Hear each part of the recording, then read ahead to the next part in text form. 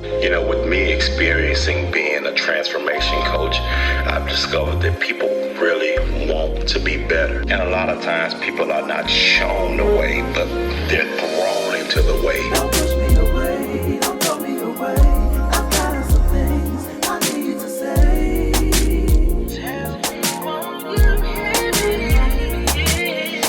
If you are a leader of any sorts, we have to meet people right there, right where they are. That's the only way we'll be able to really push for effective change. We really want to be better, and we got to help each other get there, y'all, because the world needs to see it.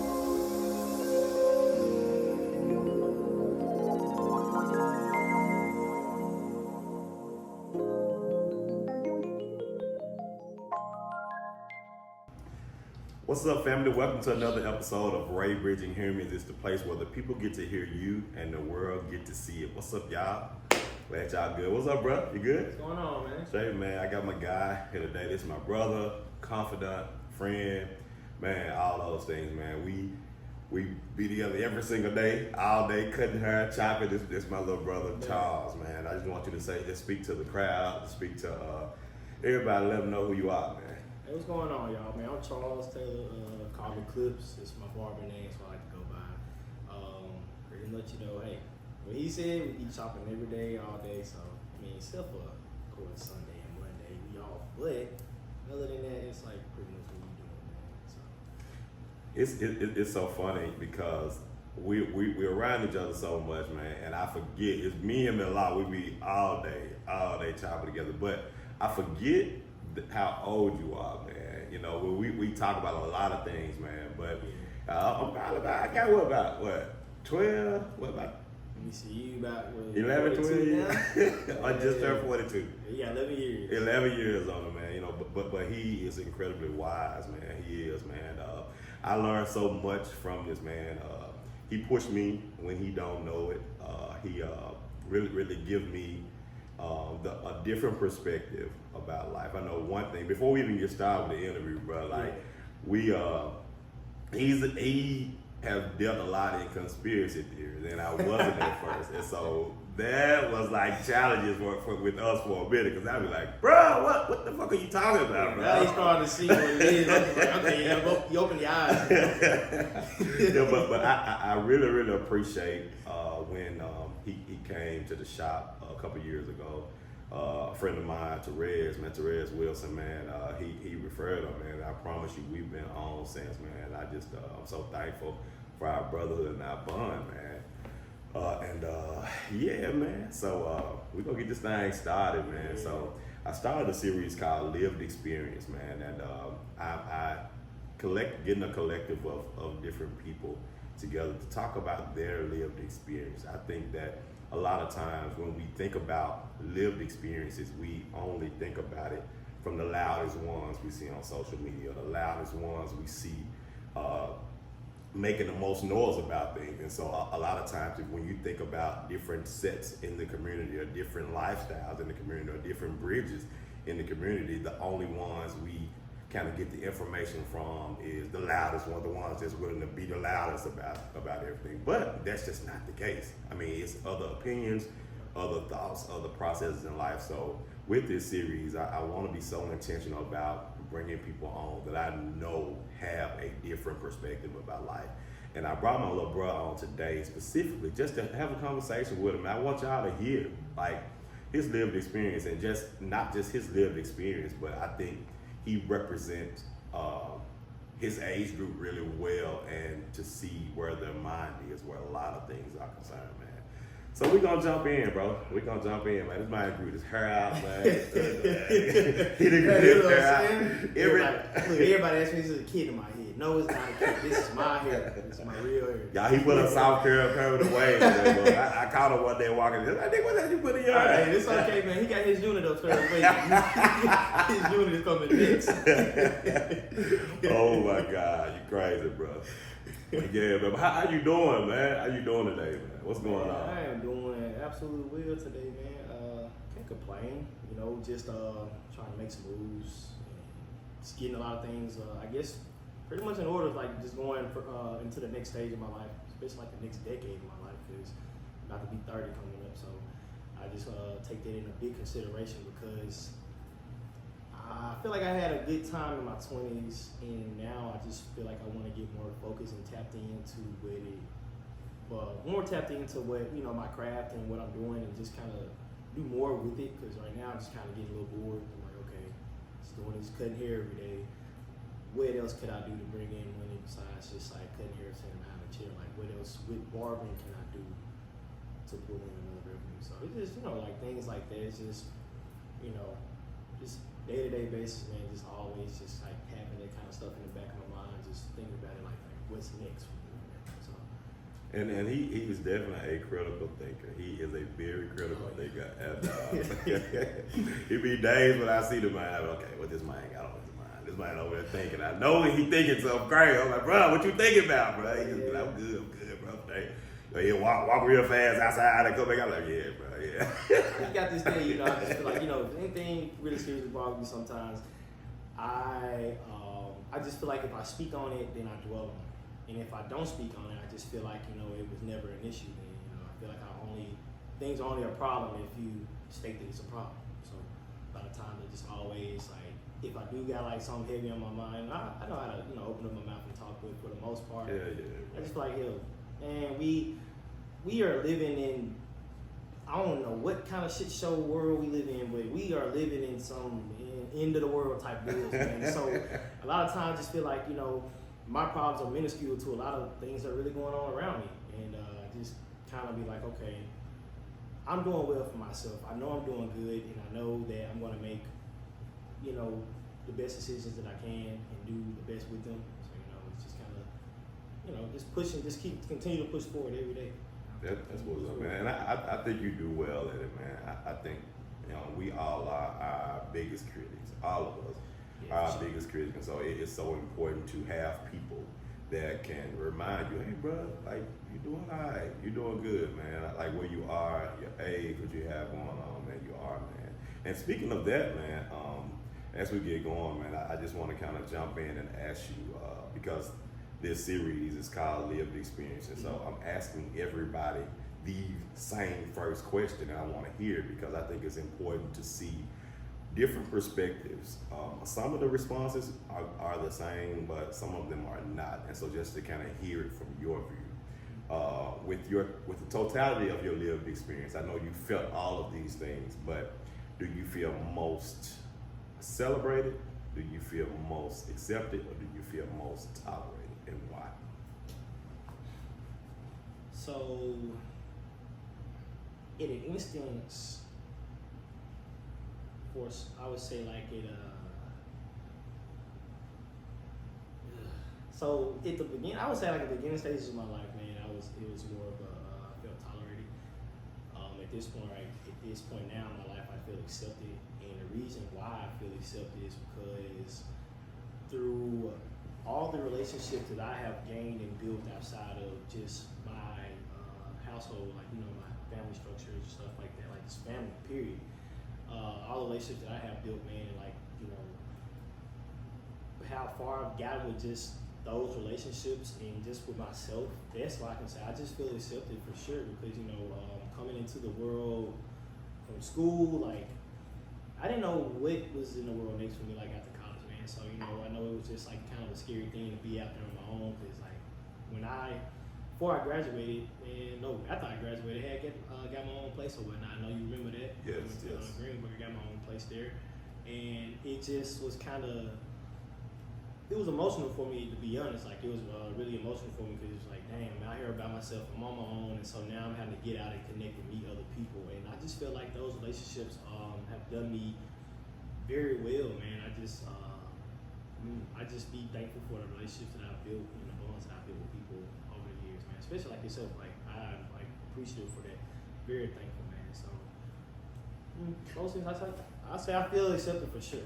And that's I'm glad you said that, man, because it's interesting. You said you started at tolerated and it kind of moved up to acceptance, and I know that took a level of you to experience like other people and being able to open yourself up to people in a way to where they can see you. And so that's critical, and that's so important, man.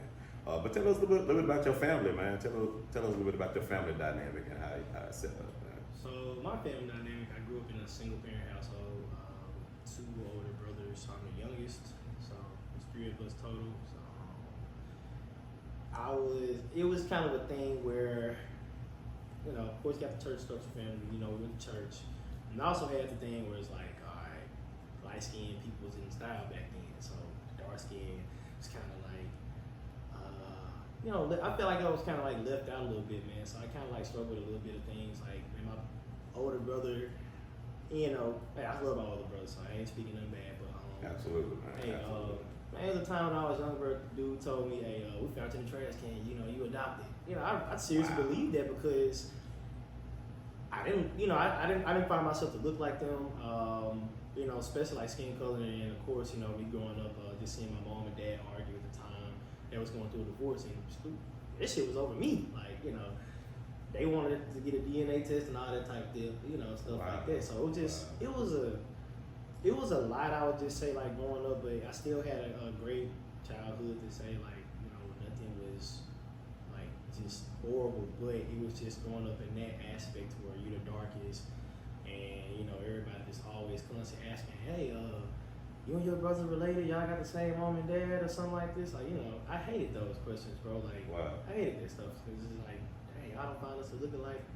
But, you know, people just think, but you know, it's cool. But growing up through the years, and we've talked about, I know damn near everything, but I know that there's one specific thing you said that we had, that I know we had discussed. But what age were you when you realized you were different, or felt like when you started to feel like, okay, yeah, I'm not like everybody else in the bunch? Man, Ray, so I knew I was different when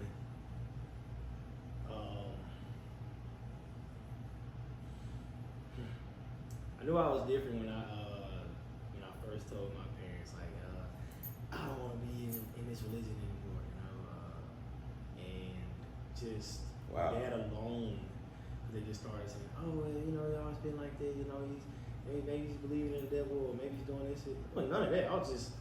I just got tired of feeling watched. Wow. Like, Wow. And when you say religion, what religion specifically? man, Christianity. Christianity. Okay. Okay. It was a lot. It's just too, for me, it was just like having to keep straight A's, and you know, keep straight A's, you can't afford to make no C's or no D's in life most times with that, man. It was like, I just felt like it was pressure, Okay. especially the repenting part. Oh, make sure you pray, you know, you cursed today, or I don't know, maybe he had a lustful thought. So it's like, oh, you gotta go home and repent for that. And I'd be like, dang, who am I talking to? Yeah, I hate it. and I'm gonna tell y'all something. We've had, and we still have, so many conversations in the shop about church and Christianity and things like that, and just the perspective that you give in your generation, y'all give.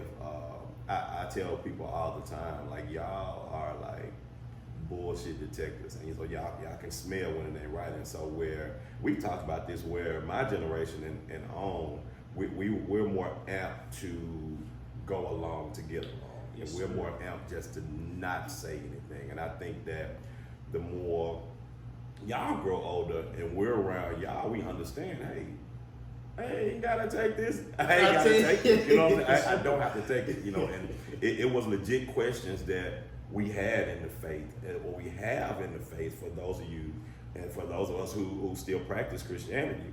There are questions that, yeah, absolutely. And there are questions that we just kind of like, I ain't gonna say that, but no, you like, no. And you know, and I've seen so many people in your generation, like, nah, right, nah, we gotta get some more questions out, and it's real, and, you know, and the fundamental, just how fundamental it is to understand in certain ways is real, man. So I love that about you, y'all. And I promise y'all, man, I don't think I tell him enough how he pushed me with exercising my perspective, you know, because having a perspective about things for so long, and then being around somebody daily that that really is willing to push the envelope and ask the question, you know. And then at first, you know, he would be quiet about certain things or not really say them. But I said, man, I want you to speak your mind. You have an opinion, and so I think that we don't generationally and culturally, especially as Black people, and especially if we live in different sectors of the community, we don't exercise our perspective enough. So I love that, bro. I love it. And you said certain things regarding your family and where you are specifically right now. Where are you with self-confidence? And how do you feel about that, and where is your self-confidence? Man, my self-confidence, I feel like... on a 1 to 10, give me. On a 1 to 10, my self-confidence is probably at a little 8.5. Okay. 8.5, 8.7 maybe. Okay. What where you get that from? So I'm just saying that is in the aspect of, in reality, I got my confidence, man. It's I guess the other percentage of why I don't have like a 10 is because I don't like getting the answer no, or I hate failure in life. So if it can be any little thing, man. I'm just a person that's just hard on myself about certain things, and it just coming with the answers of no, or like a denial thing, or just I don't know, failure. And it really comes from way back in childhood, because I failed in first grade, and after doing that, it was just like I never wanted to just fail again. And I didn't going throughout school. I just passed, and like getting out into real life, man. It's like, especially being an entrepreneur, it's like, hell, think about trying to get a place. Man, it's kind of hard to prove that income, because you ain't trying to just put all your income out there. Yeah. So, you know, it's difficult, man. So, but there's ways around it and all that type of thing. Whatnot, I didn't figure it out, but it's man, just a learning experience. I can tell you that. So I want to ask you. You said something critical with the no, with you receiving no. Do you feel like it calls into question abandonment, inadequacy, or powerlessness for you? Or is it a piece It's of like that? trust. A trust. Okay.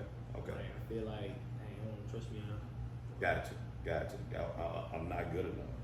So it's definitely an inadequacy, man, and that's a real thing, because it's hard to hear no, especially if you know you've tried. And so if you're saying that has followed you throughout your years, and how do you feel like you deal with that today? If it started when you was a kid, how do you feel like you navigate with hearing no today? And do you kind of shy away from asking certain things for yourself because you don't want to get no, or do you just throw it out there anyway and just kind of get what comes with it? So depending on the situation, a lot of times I'll throw it out there, because I've changed my perspective on the no.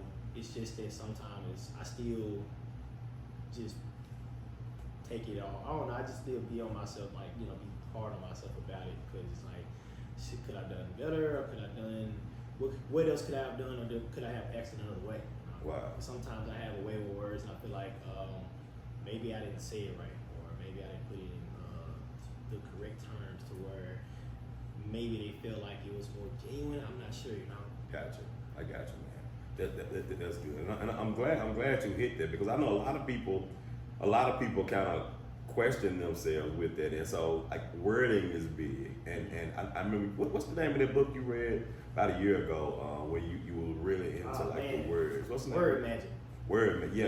I know wording is really, really big, and what comes out of our mouth is so critical, and it's key to how we respond to things, or how people respond to us. And so with your words, I think that, I feel like you word things pretty well, but I know you're such a, like, okay, it's either this or that type person. Yeah. Like, it's like this or that. That's it. That's all I got.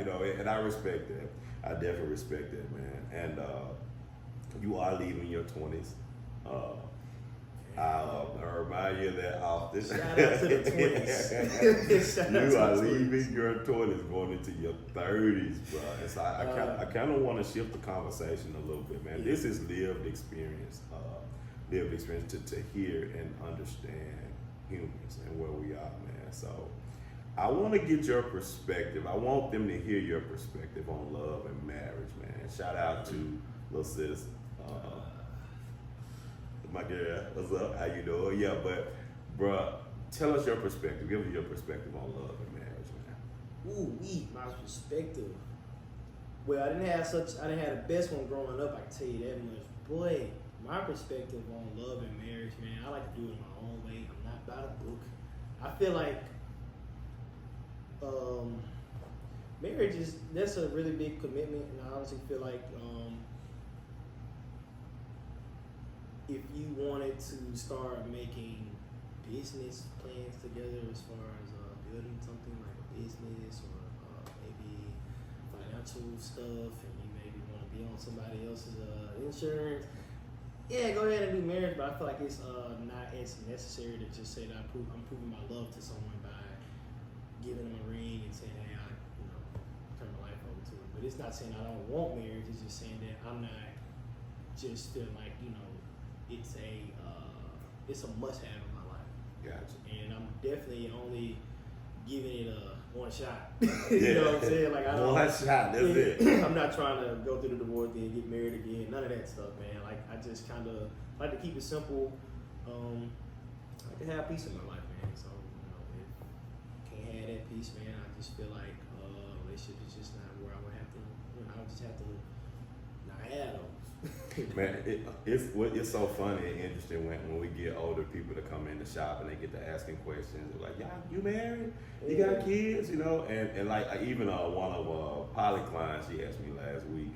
She said, "Raymond, you know, you getting that age? You gotta go and find you somebody you get." I'm like, "Ma'am, no, you don't." It's old school. It's so old school. It's so old school. I remember this one time in the shop a few years ago. I won't even call this woman's name, but she had just got through discussing and talked about how she's had 5 marriages and she wasn't with her 5th husband. Then she told me I was selfish because I did not have kids. See that? So that's so interesting, and I put that question in intentionally in the conversation because I wanted to show how things have shifted. Things have truly shifted on how we view marriage generationally as well as culturally. Like, it's not that, okay, I need to be married by 25. I need to have 2 kids by 30. I need to be in my settled career for 30 years and retire. It's not like that anymore. I'm all about enjoying the peace in my household. I love to wake up and not hear no crying and none of that. Look, I ain't got nothing against no kids. I love children, bro. Like, it's just that I wouldn't want them for myself. Like, my brother got one. I'm an uncle now. I'll be an uncle or 2. It's like, it's cool when they're there, but I just love the fact that they gotta go somewhere else afterwards. Like, you don't have to stay with me. Like, nobody gonna pick you up. So that's cool. You know, I enjoy the peace, bro. Bro, it was so funny watching you journey through cutting children hair, bro. You've gotten so much better with it now. You've gotten so much better with it. But to learn how they operate and just even how you speak to them, man. Like I see you're able to handle them so much better, man. Yeah, because I just have to realize, like, they don't know no better. And I was at that point in time where I didn't know no better. Like, I'm very outspoken, so when I was younger, I used to just say things, man. I would just come in and just say these things, and like, that's why at one point in time I used to feel just like, okay, I'm gonna just speak my conspiracy stuff. Like, man, at one point in time when I just started reading the room, ain't nobody listening. I'm like, all right, let me just shy away. So I definitely, I had to change my perspective on where their perspective were. They're young. They're like, man, these kids be like 7. That mean you only been on this earth for 7 years. So you very inexperienced. So when you running your mouth and saying certain things, I'm like, hey, you know what you're saying, or I can correct you. I just love the fact of being able to do that, man, because I just feel like I'm giving back in an aspect. So bro, being in a room full of people who's older than you. Now, I'm speaking this for the people that's watching this interview who have young people around them or younger than them, not young like childlike, but adults that's younger. Speak to speaking your opinion and speaking your voice in a room full of older people, and your opinion is different. How hard is that, or how difficult, if any, is it to navigate my opinion? Do you just shut down or shut up, or how would you speak to the the crowd or the bridges on how to better make space for different perspectives? Man, I would shut down. He I showed would good. shut up. Like, yeah, I ain't gonna say any more about that unless they bring it up. Cause it's like, in my opinion, I feel like whatever is the hot topic for these older people in the shop that I work around, I just say, well, yeah, we're gonna talk just about that. Cause if I bring anything up, I feel like sometimes you're like, maybe they don't have no clue about it. They, cause we're not looking at the same stuff, and I definitely Real get that. talk. So it'd be cool and interesting when we do pick up on the same subject, especially some stuff that I'm looking at. I love having those conversations when we just be like, oh, y'all saw it too? Cool. Because I know I'm not the only one. So Yeah. I be feeling better about that. So how could we change, or how could people change as far as like Making more accepting, space. yeah, Yeah. making more space for this, whatever conversations. I would just say just giving feedback, giving true, honest feedback, and nothing as far as like a negative. Like I've gotten, don't fall into the rabbit hole, don't get too deep, don't go in too far into that. Instead of it just being like, dang, so further ask a little bit more questions, because when I feel like when other people's talking about things, hey, if I don't know nothing about it, I'm gonna ask you questions. I'm gonna go into a conversation with you about it because I want to know. So oh snap! I saw that happen. It's a ghost in here. I know, right? Oh, we gonna keep talking. Go ahead, keep talking, bro. But yeah, so I just feel like just asking questions, man, and just like understanding where a person's mind is instead of just ignoring it. Because y'all gotta realize there's stuff going all around us every day. It's going around. It is going on around us all day, every day. No, You can't sit there and just ignore this. it's definitely stuff going on around us every day, man, and it's just so important that we, especially because things are changing. I think generationally we kind of mess up, bro, because I feel like a lot of old, and I know we kind of veering a little bit, but it's cool. We just talking, man. But a lot of people feel like things are it's still 2010. They still operate on a mindset where it may be still 2007, or they operate on a mindset to where, okay, it's 2005, but it's not that anymore. Like, it's not that, it's a new day. And I think that we have to culturally open up our minds to understand that there's more than just your perspective. Yep. It's more than just how you feel about it. It's more than just how you view it. So I love that, how you add that to the element in the room, man. You do. And you've been there for a while. You've been working, you've been building yourself, your clientele, your life. You've been building your life.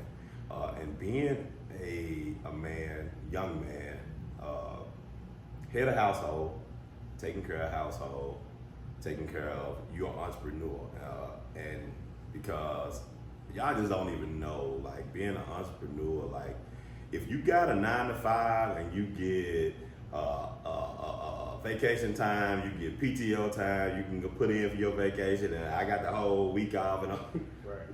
like that's a whole different thing when you're an entrepreneur. Because if we don't work, we're not eating. Even though we have money saved, even though we have stuff, but if we don't work, we don't stand behind that bar with you, we don't eat. So with those pressures, brother, how do you take care of yourself as far as self-care is concerned? Because that's a lot of pressure, to do what you're doing on a daily basis and to make sure all your shit is taken care of, bro.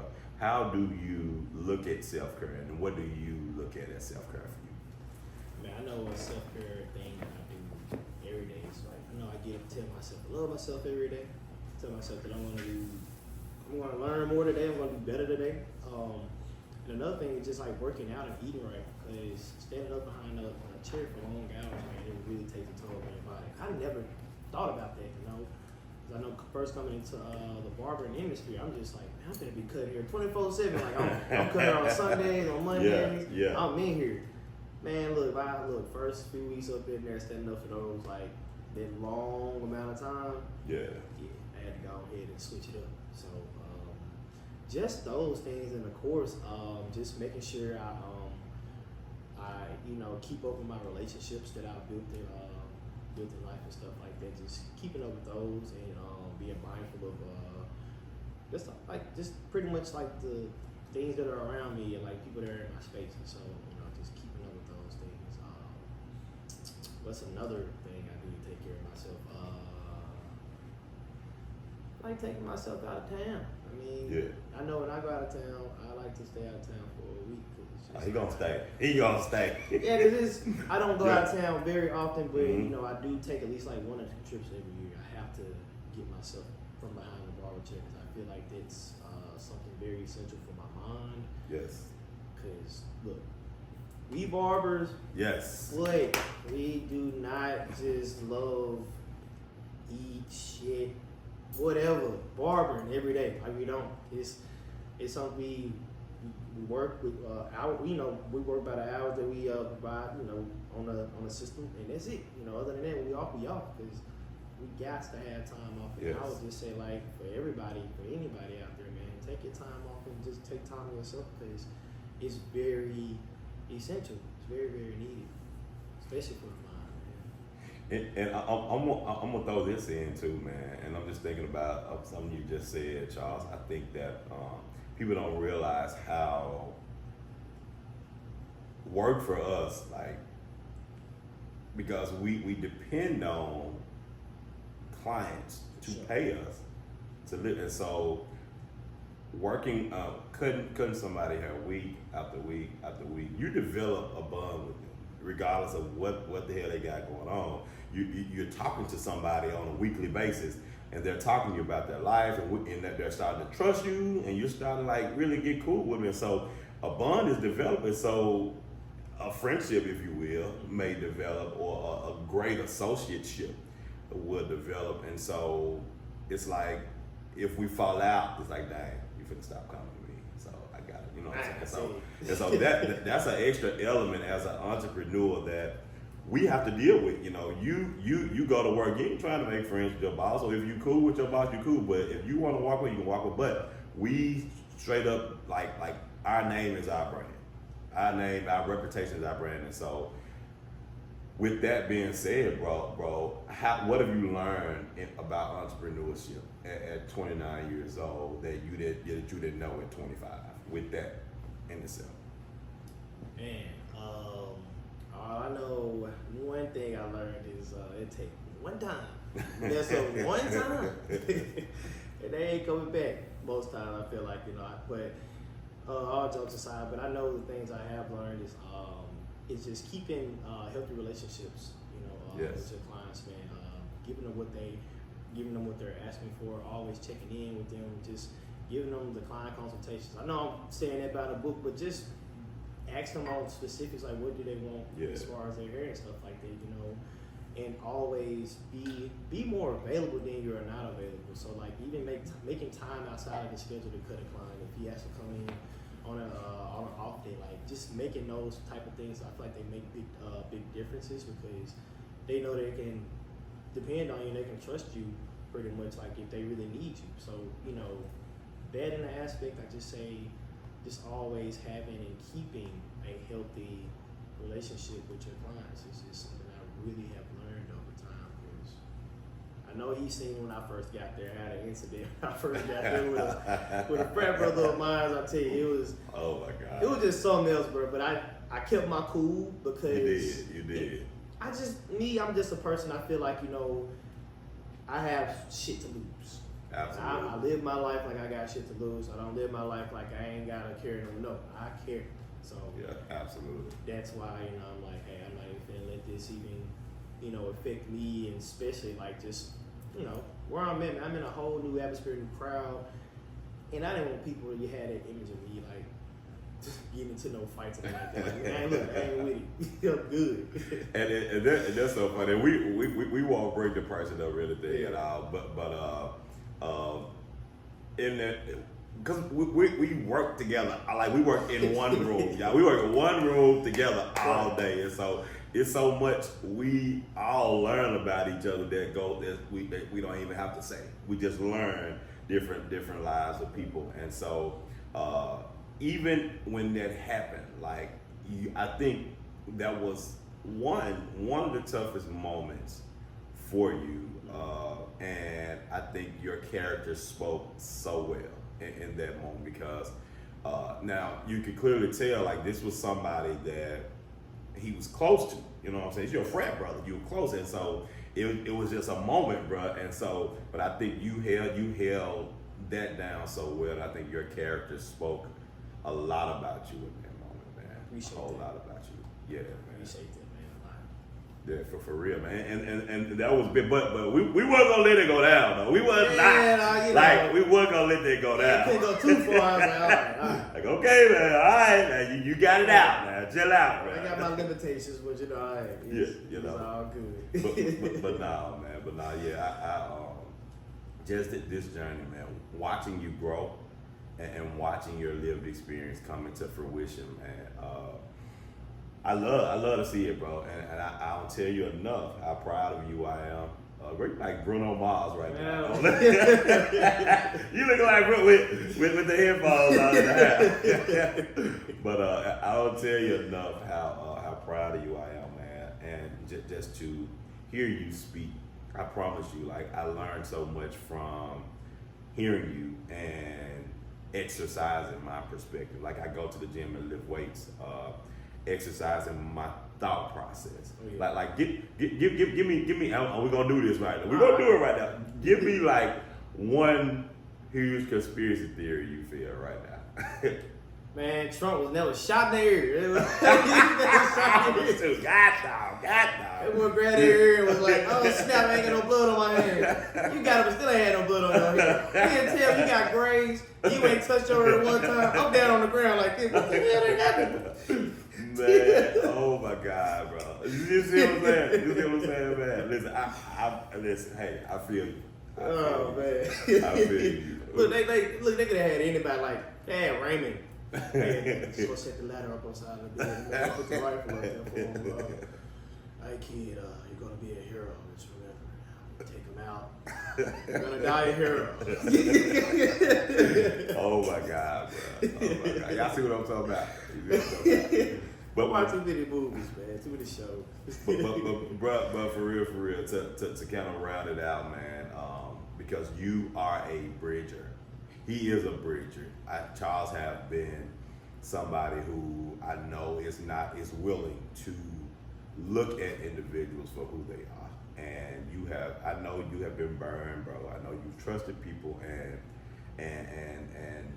you hate you trusted them. But I think that overall, bro, like the way you navigate with people, I think is to be commended. Like we are great friends. Like we hang out at each other's house and we kick it, we hang. And so for you to be able to be around people that's not like you, and you to be able to be in a space and hold the security of being around other men or other women that's not like you, bro, and to be able to hold your space, that's to be commended, man. That's to be commended, man.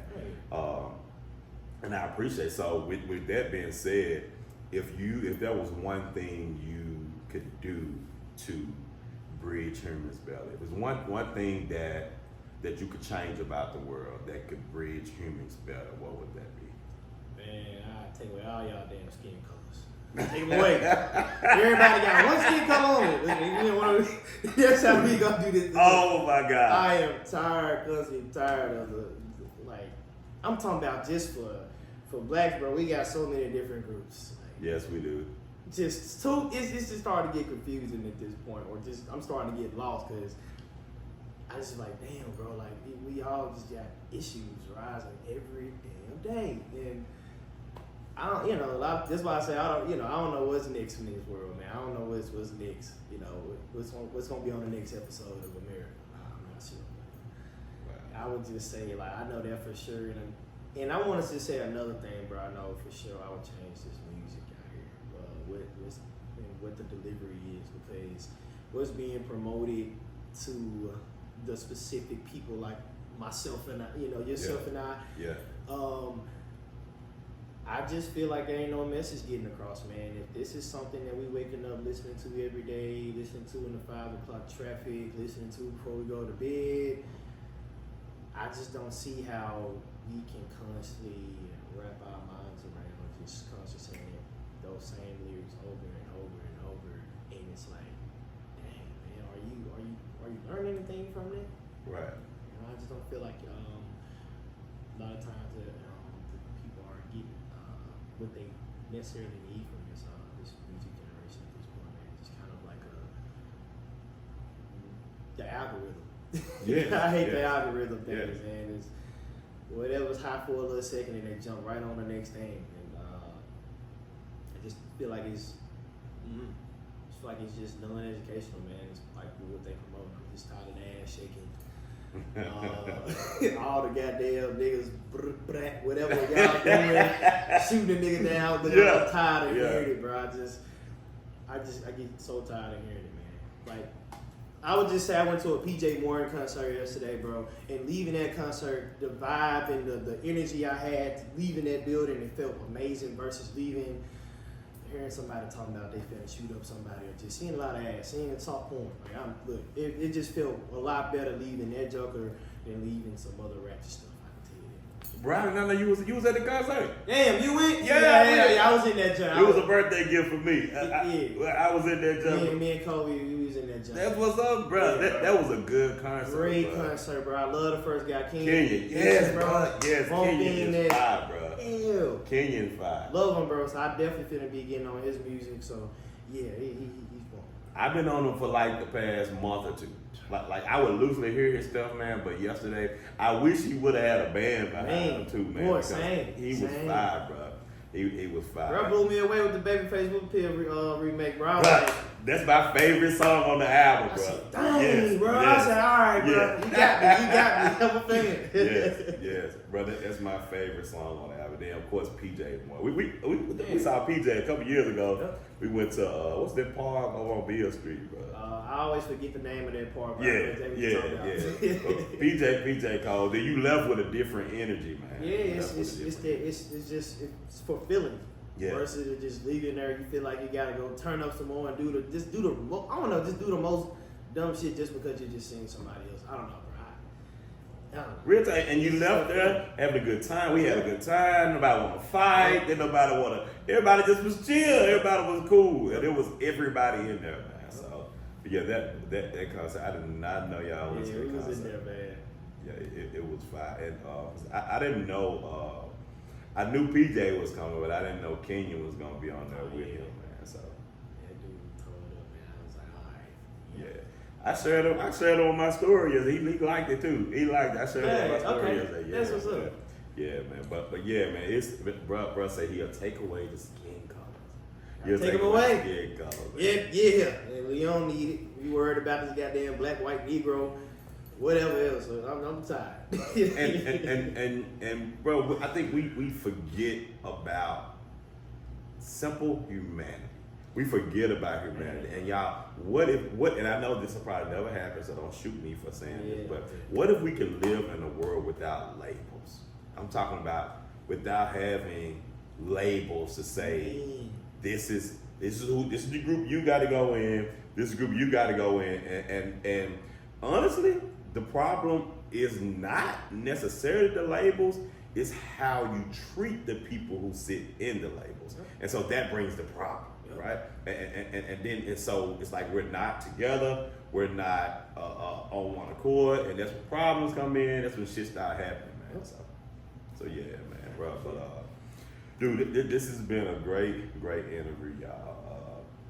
Charles, it's so funny. Charles, he already been on me about getting some different equipment. And some Yeah, man, different so I can speakers. start having to stretch my neck. but nah, I appreciate him always, man. Bro, I appreciate you always. This has been a great interview, man. Oh, yeah. Thank you for choosing to be a part. Thank you for coming to be a part. And y'all will see more of him as well on Free J episodes. But I wanted to get a kind of a glimpse into the nuance of a black man, 29 years old, his lived experience, his view on life. He's not by himself. I want y'all to know this is just not a one-off. This is just not somebody who just like it's people that feel this way. Oh, yeah, and the only way we can begin to understand better. We gotta have conversations. Yep. Like we gotta have conversations. And that's why even at times where we're at work in the shop, even if it's going to be tight or even if it's gonna sting, share your opinion anyway, bro. Share it because it needs to be said. It needs to be heard, man. So yeah, bro.